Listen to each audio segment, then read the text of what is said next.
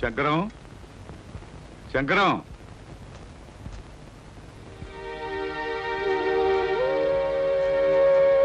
అమ్మా సీత స్టవ్ మీద వేడి నీళ్ళు ఉన్నాయి దించేయి. అలాగే అత్తయ్య.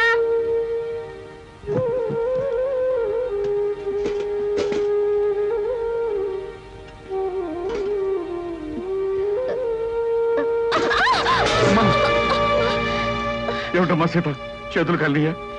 లేదు నాన్న, నా కర్మ ఇలా కాలింది. అవే మాటలమ్మా. అయినా కోటీశ్వరుడి కూతురివి, నీకు ఈ వంట పని అంట్ల పని ఏమిటమ్మా? పుట్టి బుద్ధి ఎరిగాక నువ్వెప్పుడైనా వంటగదిలోకి అడుగు పెట్టావమ్మా? అలాంటి నన్ను కష్టాల్లోకి బాధల్లోకి అడుగు పెట్టాలనేగా మీరు అబద్ధాలు చెప్పి నాకే పెళ్లి చేసింది. అమ్మా సీత, నాన్న చేతి మీద పడిన వేడి నీళ్లకు నా కన్నీళ్లే వస్తాయి. కానీ నా కన్నీటి చుక్కలు చూసిన మీకు బాధతో గుండె కోతపడి నెత్తుటి చుక్కలు వస్తాయని నాకు తెలుసు. నేను కోరుకునేది అదే.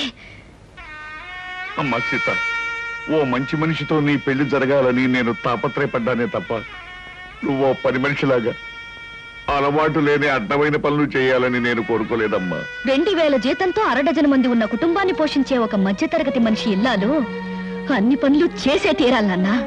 ఇది నువ్వు కన్నబిడ్డకు చేసిన మహోపకారం. పార్వతి, పవిత్రమైన కళ్యాణి రాగం లాంటి వార్త తీసుకొచ్చానే. ఎక్కడ? అరే బావగారా, ఎంతసేపు అయింది వచ్చి? ఇదేమిటి ఇక్కడ నిలబడ్డారు? రండి కూర్చుందాం. రండి రండి కూర్చోండి. నమస్కారం అండి. నమస్కారం. బావగారు పళ్ళు తీసుకొచ్చారు. అన్నీ మీ అమ్మాయికేనా, మరి మాకేమైనా ఉన్నాయా? నీకే బావగారు. పొద్దున్నే గుమ్మం తగిలి పడిపోయారని తెలిసింది. పలకరించి వెళ్దామని వస్తూ పళ్ళు తీసుకొచ్చాను. నానోయ్, గుమ్మం తగిలి పడితేనే బుట్టడు పళ్ళు పట్టుకొచ్చారు. ఇంటి మించి పడ్డావంటే లారీ నిండా పంపిస్తారేమో. ఒకసారి ట్రై చేయకూడదు. రే, లారీ పళ్ళ కోసం నేను ఇల్లెక్కి కిందకు దూకాలంట. మొహం మీద కొట్టానంటే ముఖారు రాగంలో మొత్తుగా ఎడుస్తా వేదావా. నమస్కారం అన్నయ్య గారు. నమస్కారం అమ్మా. ఇదేనా రావటం? ఇంత ముందే వచ్చానమ్మా. కాఫీ తీసుకొస్తా. వద్దమ్మా, మీతో ఒక విషయం చెబుదామని వచ్చాను. గాంధీనగర్ లో నాకు ఒక ఇల్లు ఉందమ్మా. అది నౌకర్లు చాకర్లతో అన్ని సదుపాయాలు గల ఇల్లు. ఊరికినే పడాడటం ఎందుకు, మీరందరూ కలిసి దాంట్లో మారితే బాగుంటుంది అని అనిపించిందమ్మా. ఏమిటి, నౌకర్లు చాకర్లు అన్ని సదుపాయాలు ఉన్న ఇల్లా? ఛాయరాయ కీర్తన లాంటి శుభవార్తని కాస్త ముందెందుకు చెప్పలేదు బావగారు? రేపే ఇంటికి మార్చేద్దాం. అవునా? చక్కగా ఒక గదిలో నువ్వు తలుపులు మూసుకుని సంగీతం పాడుకోవచ్చు. మరో గదిలో గదుల మాట ఎలా ఉన్నా నౌకర్లు సౌకర్యాలు ఉంటే సీతకు నాకు పనులు తప్పుతాయి. తప్పకుండా మారిపోతాం అన్నయ్య గారు. వద్దత్తయ్య గారు, మా నాన్నగారు అభిమానంతో చెప్పొచ్చు కానీ మనం అక్కడికి వెళ్ళడం చిన్నతనం అనుకుంటున్నావు తల్లి. అభ్యాదేం లేదమ్మా. అద్దెళ్లలో దిక్కుమాలు చావు చస్తూ 6 రాగంలో ఏడుస్తూ బతికే కన్నా హాయిగా మన ఇంట్లో ఉండడం మంచిదమ్మా. అది కదా మావయ్య గారు, అక్కడికి వెళ్ళడం వల్ల ఒక నష్టం ఉంది. ఏమిటది? మా వంశంలో ఆడపిల్లలు కన్నవారిచిన కొంపలో కాపురం పెడితే ఆ అమ్మాయి తాలూకు మావగారికి ప్రాణగండమట. అమ్మో నాకే.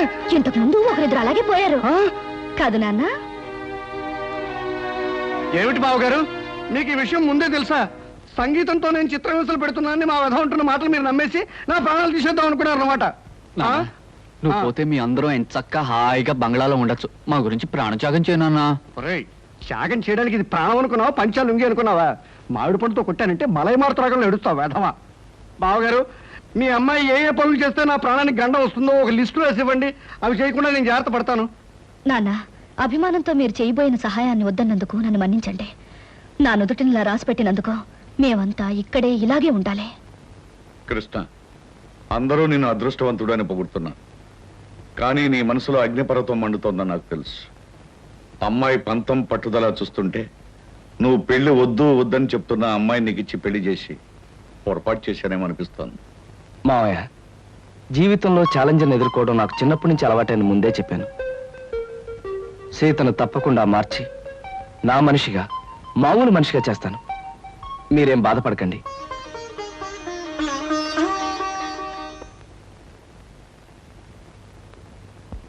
ఏమండి, ఇవాళ మన హౌస్ ఓనర్స్ వెడ్డింగ్ డే అట. సాయంకాలం పార్టీకి పిలిచారు. పెళ్లి రోజులు అనేవి ప్రతి జంటకి వస్తుంటాయి. కాకపోతే కొంతమందికి సంతోషమైన రోజు, మరి కొంతమందికి విచారమైన రోజు. సాయంత్రం పార్టీకి వెళ్ళినప్పుడు వాళ్ళకి బహుమతి ఇవ్వాలి. ఈ 500 తీసుకెళ్ళి ఏదైనా కొనుక్కురండి. ఈ నెల ఇంటి ఖర్చులో ఇదొక ఎక్స్ట్రా అన్నమాట. అయినా ఈ మన్మధరావు వెడ్డింగ్ డే చేసుకోకపోతే దేశానికి ఏమైనా నష్టమా? సవ్యంగా పెళ్లి చేసుకున్న వాళ్ళకి వెడ్డింగ్ డే అనేది ఓ పండుగ లాంటిది. 4 గంటలకల్లా పార్టీకి వెళ్ళాలి. ఏదో ఒకటి తీసుకురండి.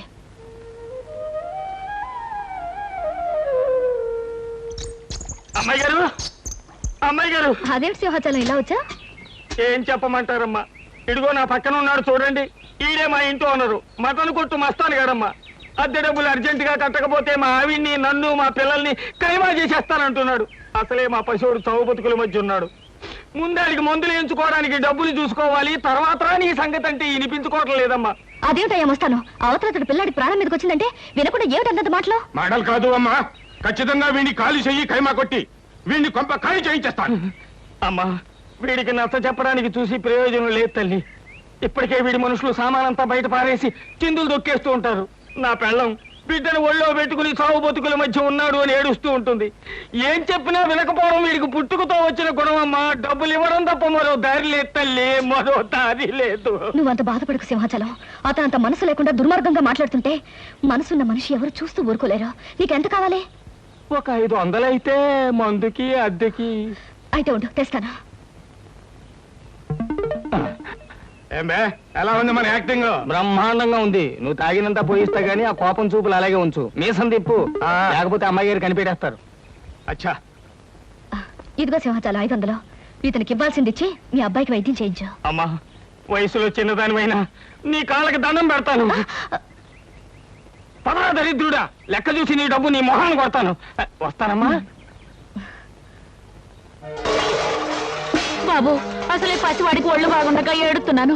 ఇప్పుడు అద్దె పేరు చెప్పి సామాన్లన్నీ బయట పారేసి అన్యాయం అయిపోతాను బాబు. నోరు మీవే. నాకు అద్దె డబ్బులు ఎగ్గొట్టి మీ ఆయన సొమ్ములన్నీ సీసాలు తగలేస్తుంటే నేను నోరు మూసుకుంటావాలా?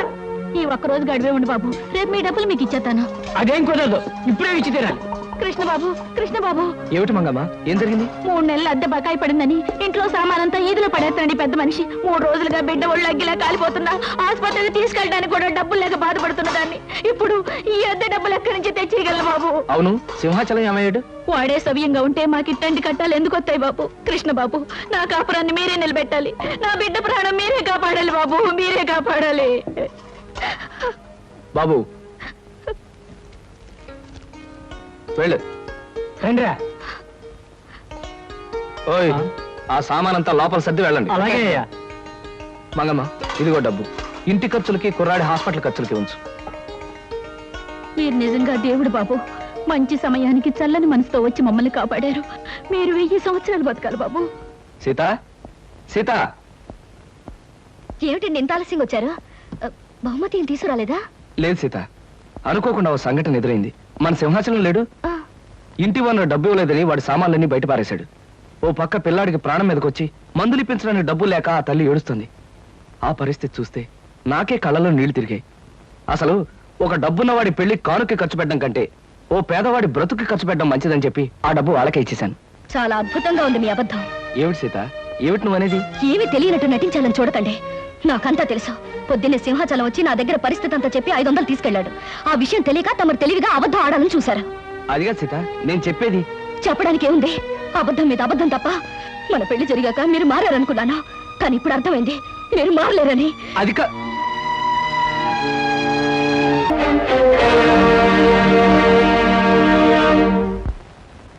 సీతమ్మగారు, సీతమ్మగారు, నోకాలమ్మ గుడికి వెళ్ళొచ్చాను. ఇదిగోనమ్మ ప్రసాదం. నా బిడ్డకు బాగుంటేను, ఇంటి మీదకి వచ్చిన కట్టం తప్పితేను ఈ వేళ గుడికొత్తానని మొక్కుకున్నానమ్మా. కృష్ణబాబు దయ వల్ల నా కట్టం తప్పిందమ్మా. అదేమిటి, నిన్న ఉదయం సింహాచలం మా ఇంటికి వచ్చి కష్టం చెప్పుకుంటే 500 నేనిచ్చానే. ఎంత పని చేశారమ్మా? ఆ సన్నాసుడు మాటలు నమ్మి వాడి చేతిలో డబ్బులు పెట్టారా? వాడు వాడి పక్కనున్న ఆ పకీరేదవా మీ దగ్గర నుంచి తెచ్చుకున్న డబ్బుతో రోజంతా తాగుతూనే ఉన్నారమ్మా. అయితే మీకు డబ్బిచ్చి సహాయం చేసింది కృష్ణబాబే అన్నమాట. అవునమ్మా, కృష్ణబాబు 500 ఇచ్చి సహాయం చేయబట్టే కట్టంలోంచి గట్టెక్కానమ్మా నేను. కాస్త సర్ది కూడుంటే పెట్టండి అమ్మా. నిన్నటి నుంచి ఆ దొంగ సచ్చినోడు తాగుడు తప్ప కూడు తినలేదు. అది అట్టుకెళ్ళి అడిగి పెడతానమ్మా. అదేమిటి మంగా, బిడ్డ చావు బతుకుల మధ్య ఉంటే కూడా పట్టించుకున్న ఆ తాగుబోతుకి నువ్వు అన్నం పట్టుకెళ్తానంట? బుద్ధి లేదు. ఎవరు తిండి పెట్టకుండా ఉంటే వాడే మారు దారిలోకి వస్తాడా? అదేం మాటలమ్మా, కట్టుకున్నవాడు ఎలాంటి వాడైనా ఆడదానికి దేవుడమ్మా. వాడు అబద్ధాలు చెప్పాడని, తప్పు చేశాడని వాడి మీద కోపం తెచ్చుకుంటే నేను ఆడదాన్నట్టగవుతానమ్మా. ఉండు, అన్నం తెస్తాను.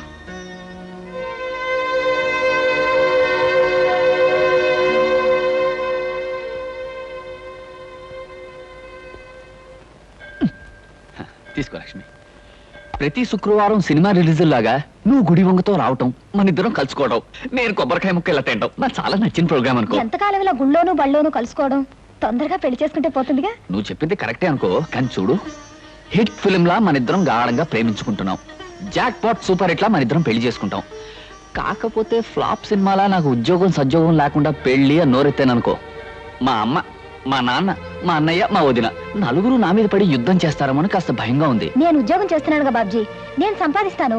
మన ఖర్చులకి నా జీతం సరిపోతుందిగా. నువ్వు చెప్పిన పద్ధతిలో యావరేజ్ సినిమాలా బాగానే ఉంది.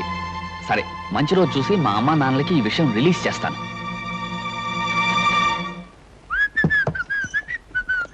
ఏమయ్యా బాబ్జీ, ఆ. ఇలారా. ఏంటొదినా? కాస్త ఈ కూరలు తరిగి పెట్టు, నాకు వేరే పనుంది. కూరలు తరిగి పెట్టడమా? అవునయ్యా, అవతల నాకు చాలా పనులున్నాయి. నువ్వు ఈ పని చేయి. అది కాదు వదినా, కూర తిని పెట్టమను, తిని పెడతాను. అయినా నేను కూరలు తరగడం ఏంటి? సరే, నువ్వు వెళ్ళి నీ పని చూసుకో, నేను తరిగి పెడతాను, నాకు ఇది అలవాటే.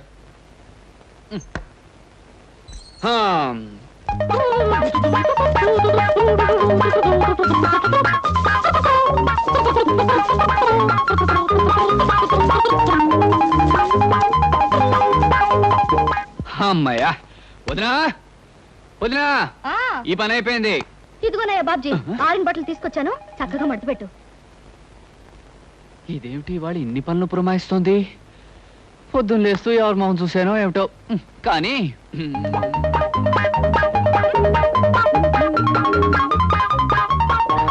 వదినా, ఇదిగో మడత పెట్టేశాను. అమ్మయ్యా. ఉండోయ్యా, 2 బిందెలు నీళ్లు తెచ్చిపెట్టు. అలాగే.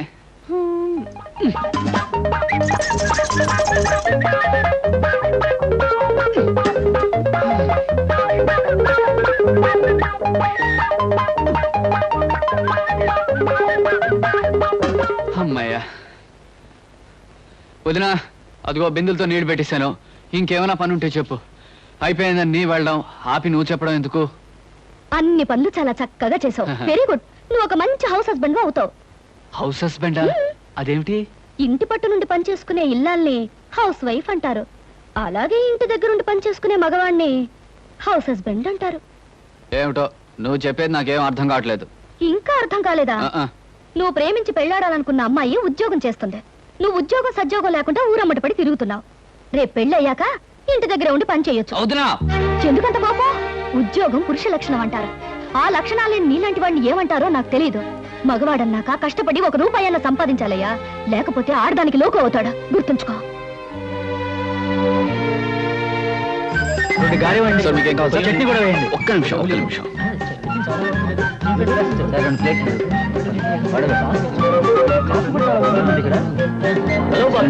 హలో కుమార్, ఏమిటో మొబైల్ క్యాంటీన్ రన్ చేస్తున్నావు? ఒరే, మనిషి అన్నవాడు తప్పు నేరం చేయకుండా ఏ పని చేసినా మంచిదేరా. నీకేం కావాలో చెప్పు, ఫ్రీగా ఇస్తాను. సార్ మీకు 10 పైసలు కదా. ఇవ్వండి. చట్నీ కూడా వేయండి.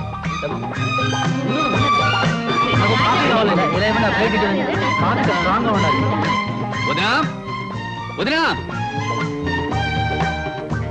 వదినా. ఏమిటయ్యా బాబ్జీ, ఏదో లోకానికి గెలిచిన వీరుల్లో అంత హుషారుగా ఉన్నా? ముందు ఈ స్వీట్స్ తీసుకో వదినా, తీసుకో. తన కాళ్ళ మీద తాను నిలబడి తన కష్టంతో సంపాదించింది రూపాయన మనిషికి ప్రపంచాన్ని గెలిచినంత ఆనందంగా ఉంటుంది వదినా. ఇదిగో మొట్టమొదటిసారి